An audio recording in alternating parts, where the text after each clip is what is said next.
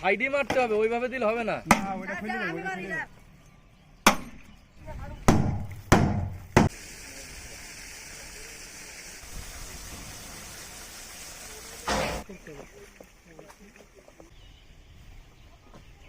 পরিত্যক্ত ট্যানারির যে বর্জ্যগুলো, সেই বর্জ্য থেকেই হাঁস, মুরগি এবং মাছের খাবার তৈরি করা হয়, এরকমই আমাদের কাছে তথ্য ছিল। সেই তথ্যের ভিত্তিতে আজ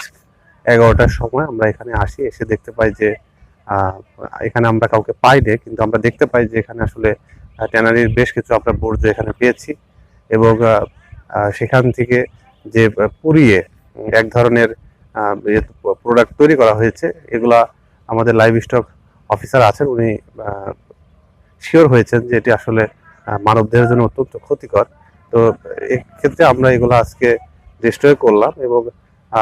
পরবর্তীতে এখানে আমরা কঠোর নজরদারি রাখবো যে কোনো ধরনের কাউকে যদি এখানে পাওয়া যায়, পরবর্তীতে যদি পাওয়া যায় তাহলে তাকে আমরা আইনের আওতায় নিয়ে আসবো এবং এই ধরনের প্রোডাক্ট যেন পরবর্তীতে আর কেউ তৈরি করতে না পারে সেজন্য আমাদের অভিযান অব্যাহত থাকবে।